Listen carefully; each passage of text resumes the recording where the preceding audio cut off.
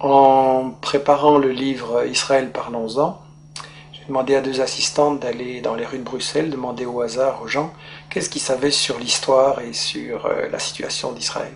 Les réponses étaient catastrophiques. Il y a en fait une ignorance du public, et je pense que cette ignorance n'est pas due au hasard. Ça fait 60 ans que les médias européens, qui se disent les meilleurs du monde, informent le public, et on constate qu'en fait le public ne sait pas l'essentiel. Je pense que c'est dû à une opération de propagande israélienne relayée par les médias, et je l'ai résumé dans ce que j'ai appelé les 10 grands médias mensonges qui justifient Israël. Le premier grand média mensonge, c'est qu'on nous dit qu'Israël a été créé en réaction au génocide contre les Juifs en 40-45. Ça, c'est totalement faux. En fait, c'est un projet colonial qui est bien plus vieux, qui a été décidé au congrès de Bâle en 1897. Le mouvement nationaliste juif décide de coloniser la Palestine. À ce moment-là, on emploie le mot colonialisme, il n'est pas du tout honteux. Et ils font appel aux puissances coloniales de l'époque pour ce qu'ils se rendent compte qu'ils ont besoin d'être protégés. Ils demandent à l'Empire turc qui n'est pas intéressé, mais l'Empire britannique, lui, est très intéressé parce qu'il veut absolument avoir des colons qui vont être installés là au milieu du monde arabe, entre la partie ouest et la partie est. Ils veulent affaiblir l'Égypte, qui est une puissance qui les inquiète. Ils veulent contrôler le canal de Suez, qui est la route vers la colonie des Indes, qui leur apporte énormément. Ensuite, les États-Unis vont prendre le relais. Eux, ce qui les intéresse, c'est le pétrole. Ils veulent un flic du pétrole. Et donc, cette création coloniale d'Israël ne date pas du tout de 40-45, c'est bien plus tôt, c'est un projet colonial. Il faut rappeler qu'à l'époque, les puissances coloniales européennes se partagent l'Afrique comme un vulgaire morceau de gâteau. Il y a une conférence à Berlin en 1885 avec l'Angleterre, la France, le Portugal, la Belgique, l'Allemagne. On se partage l'Afrique comme un vulgaire gâteau. Il n'y a évidemment aucun Africain qui est installé, qui est invité, je veux dire. Et donc on est vraiment dans l'époque coloniale. Israël, c'est un projet colonial, il faut le dire. Alors, le deuxième grand mythe qui justifie Israël, c'est oui, mais les Juifs, en fait, ils retournent sur la terre dont ils auraient été chassés par l'Empire romain en 70 après Jésus-Christ. Ça, c'est aussi un mythe total, parce que, en fait, j'ai interviewé dans ce livre l'historien Shlomo Sand, qui a lui-même interviewé les historiens, les archéologues israéliens, et tout le monde dit non, il n'y a pas eu d'exode, et donc il n'y a pas de retour. En gros, les populations, elles sont restées là, elles n'ont pas bougé. Bien sûr, il y a eu des invasions, des migrations, des mélanges, mais en gros, elles n'ont pas bougé, les populations. C'est qu'il y a deux conséquences cocasses. La première, c'est que, au fond, les descendants des Juifs de l'époque de Jésus-Christ, c'est les Palestiniens qui vivent là aujourd'hui, maintenant. Et la deuxième conséquence, c'est que, alors, s'il n'y a jamais des gens qui sont partis, quels sont ces gens qui nous disent qu'ils reviennent? En fait, ce sont des convertis, des Européens de l'Est, de l'Ouest, des Maghrébins, qui se sont, à différents moments, pour différentes raisons, convertis à la religion juive. Et en fait, comme dit Shlomo Sand, le peuple juif, ça n'existe tout simplement pas. Il n'y a pas d'histoire commune, il n'y a pas de langue commune, il n'y a pas de culture commune, il y a juste une religion. Mais une religion, c'est pas un peuple. On ne parle pas de peuple chrétien, de peuple musulman, et donc pas de peuple juif non plus. Alors, le troisième grand mythe, c'est l'idée que, en fait, c'est pas grave s'ils se sont installés là en Palestine pour coloniser, parce que nous dit-on, c'était un désert, c'était une terre sans peuple, donc c'était vide. Ça aussi, c'est un mensonge total. En réalité, les témoins de l'époque, déjà au 19e, début 19e, disent la Palestine, c'est un océan de blé. Il y a des cultures et des exportations, notamment vers la France, de l'huile, du savon, les fameuses oranges de Jaffa. Et d'ailleurs, quand les colons britanniques et puis les colons juifs vont vouloir s'installer en Palestine à partir de 1920, les paysans palestiniens refusent de céder leurs terres, et donc il y a des révoltes, il y a des grèves générales, il y a des manifestations avec de nombreux morts, il va même y avoir une guérilla en Palestine, donc c'était tout sauf un désert, et tout ça n'a été brisé que par une répression très très féroce de l'occupant britannique et des sionistes ensuite. Alors on nous dit, oui c'est vrai, il y avait des Palestiniens, mais enfin ils sont partis d'eux-mêmes. Ça aussi c'est faux.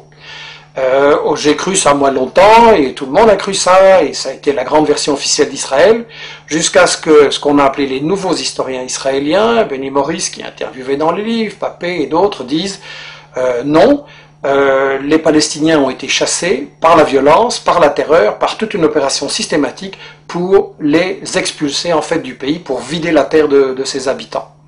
Donc ça c'est encore un mythe absolu, et ça c'est pour, disons, la partie historique.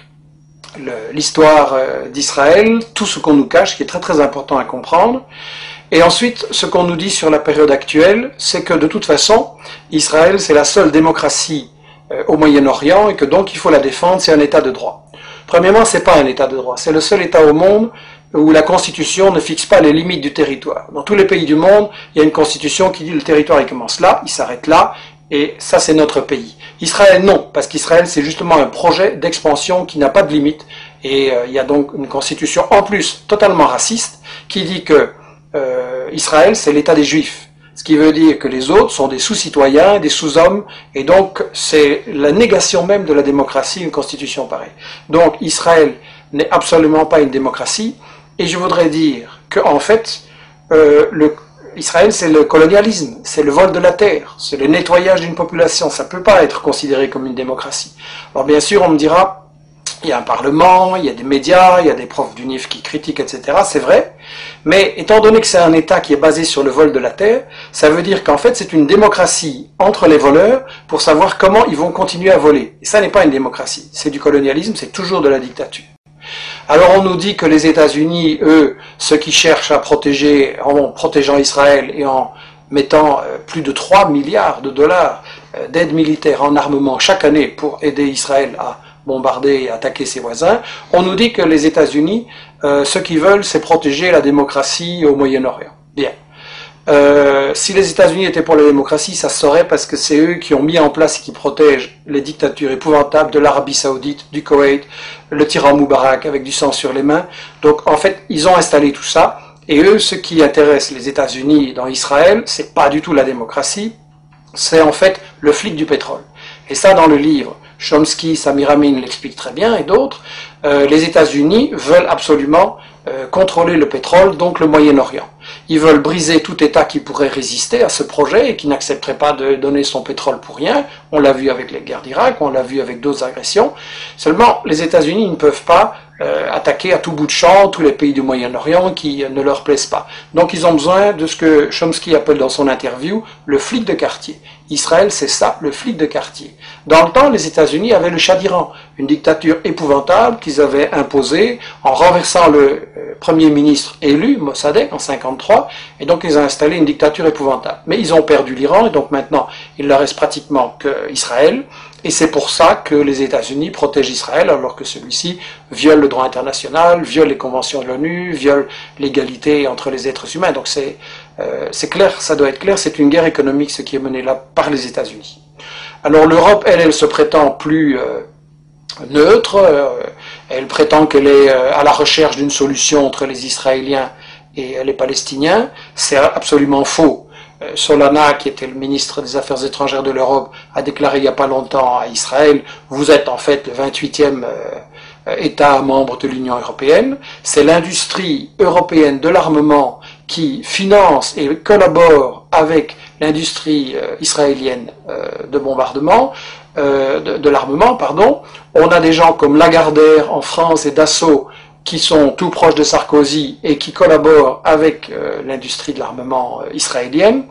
Et en plus, lorsque les Palestiniens ont élu leur gouvernement, l'Union européenne a refusé de le reconnaître. Elle a clairement donné le feu vert à Israël pour bombarder Gaza. Et donc là, ça doit être très clair que quand Netanyahou, Barak, Olmert et tous ces gens-là bombardent les Palestiniens, c'est Sarkozy, c'est Merkel et c'est les gouvernements européens en même temps qui bombardent. Ça, c'est quelque chose qu'on doit dire clairement à notre opinion. Alors, quand vous dites ce genre de choses, quand vous racontez la véritable histoire de la Palestine et d'Israël, quand vous montrez les intérêts scandaleux des États-Unis et de l'Europe, alors tout de suite, évidemment, on essaye de vous fermer la bouche en disant que vous êtes un antisémite. Enfin bon, disons un raciste anti-juif. Il y a une chose qui doit être très claire. Quand on critique le gouvernement d'Israël, on n'est pas raciste anti-juif, au contraire, on critique un gouvernement qui nie l'égalité entre les êtres humains, entre les juifs et les musulmans. Et donc on veut au contraire que soit possible un avenir, une paix, une entente entre les juifs, les musulmans, les chrétiens et les laïcs au Moyen-Orient, et c'est pour ça qu'il faut arrêter le gouvernement d'Israël dans ses crimes, parce qu'il ne fait que semer la haine, et c'est sa stratégie, semer la tension, semer la haine. Alors là, ils répondent, et les médias relayent souvent l'idée, oui, mais les Palestiniens sont violents, c'est du terrorisme, etc. Je voudrais dire une chose. La vraie violence, c'est le colonialisme, c'est l'armée d'occupation israélienne qui a volé leurs terres, leurs maisons aux Palestiniens depuis 60 ans. C'est l'armée israélienne qui empêche les Palestiniens d'avoir une vie normale. Vous avez des checkpoints pour aller de votre maison à votre bureau, vous avez des checkpoints, vous devez parfois attendre 1 heure ou une journée. Il y a des femmes enceintes qui sont mortes parce qu'elles étaient bloquées par l'arbitraire des soldats israéliens au checkpoint. Donc, la violence, en fait, c'est l'occupation. Et je voudrais dire une chose, l'ONU, dans ses textes fondamentaux, reconnaît le droit de tout peuple colonisé, de tout peuple occupé, de résister par tous les moyens qu'il juge bons. Donc la résistance est légitime et la violence, c'est l'occupation et c'est tout. Et évidemment, le problème que beaucoup de gens se posent, c'est que face à tant de haine qui sont semées volontairement par Israël et ceux qui le soutiennent, les gens pensent, oui, c'est un conflit qui va durer toujours, il n'y a pas de solution, il y a trop de haine, etc.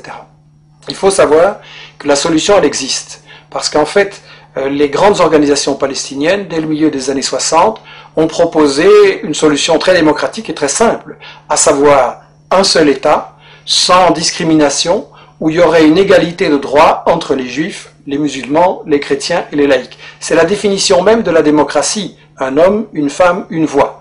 Et Israël a toujours refusé de négocier ces solutions.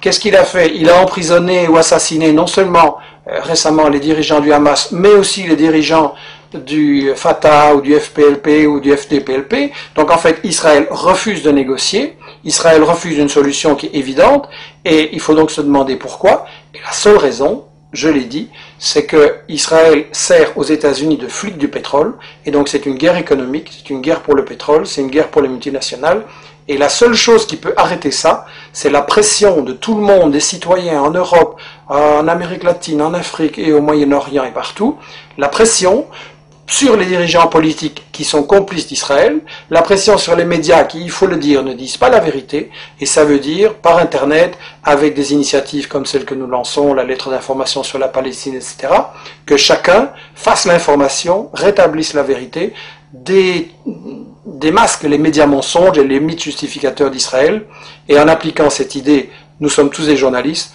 on arrivera véritablement, je pense, et assez rapidement, à une possibilité de négocier et de trouver une solution pour établir la paix au Moyen-Orient.